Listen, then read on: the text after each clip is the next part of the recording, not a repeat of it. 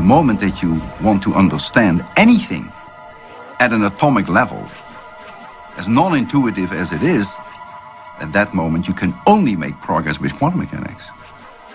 Quantum mechanics is fantastically accurate. There has never been a prediction of quantum mechanics that has contradicted an observation. Never. By the 1930s, Einstein's quest for unification was floundering, while quantum mechanics was unlocking the secrets of the atom.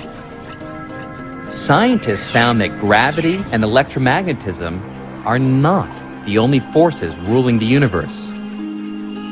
Probing the structure of the atom, they discovered two more forces. One, dubbed the strong nuclear force, acts like a superglue, holding the nucleus of every atom together, binding protons to neutrons.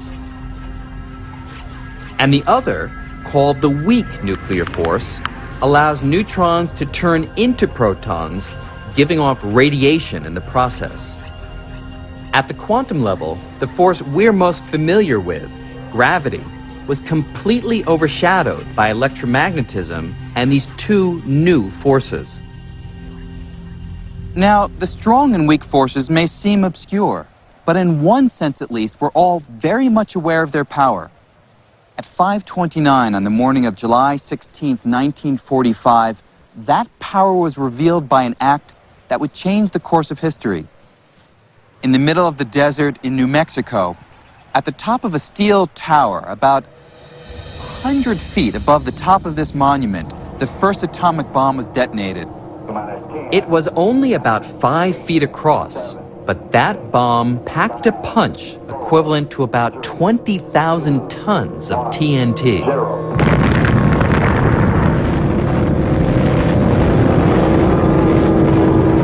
With that powerful explosion, scientists unleashed the strong nuclear force, the force that keeps neutrons and protons tightly glued together inside the nucleus of an atom. By breaking the bonds of that glue and splitting the atom apart, vast, truly unbelievable amounts of destructive energy were released.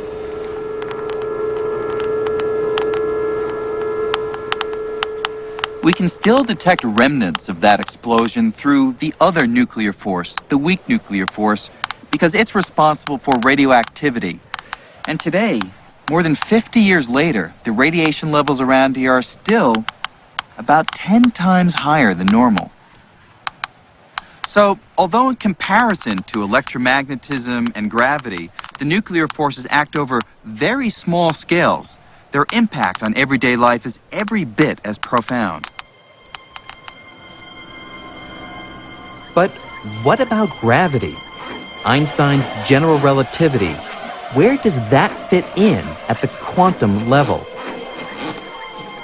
Quantum mechanics tells us how all of nature's forces work in the microscopic realm, except for the force of gravity. Absolutely no one could figure out how gravity operates when you get down to the size of atoms and subatomic particles.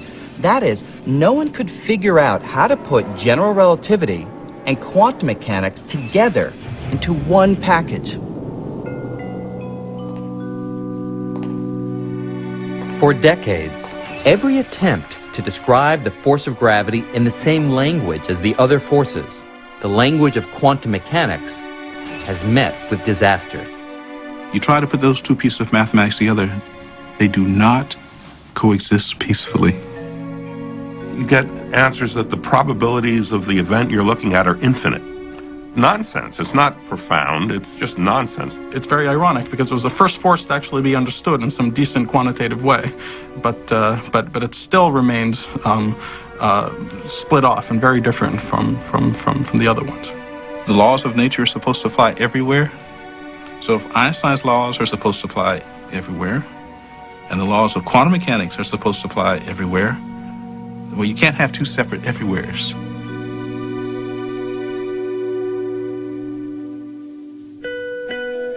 In 1933, after fleeing Nazi Germany, Einstein settled in Princeton, New Jersey. Working in solitude, he stubbornly continued the quest he had begun more than a decade earlier to unite gravity and electromagnetism. Every few years, headlines appeared proclaiming Einstein was on the verge of success. But most of his colleagues believed his quest was misguided and that his best days were already behind him.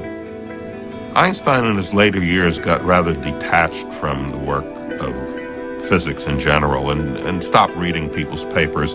I don't even think he knew there was such a thing as the weak nuclear force. He didn't pay attention to those things. He kept working on the same problem that he had started working on as a younger man.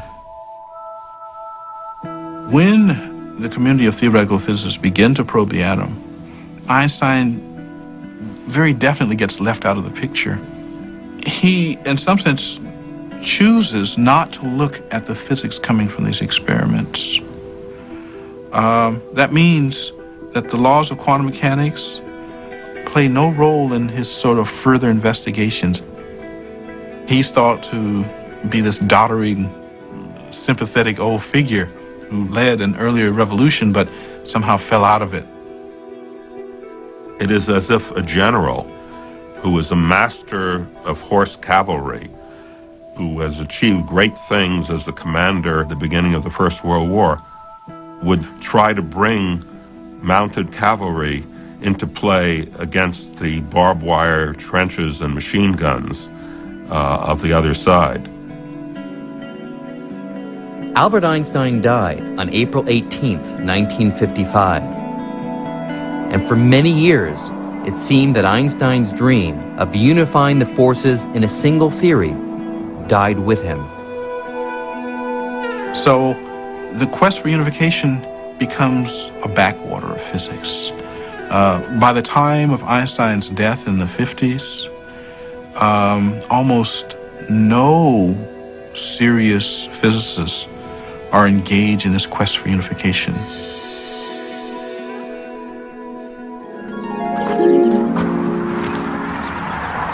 In the years since, physics split into two separate camps. One that uses general relativity to study big and heavy objects, things like stars, galaxies, and the universe as a whole.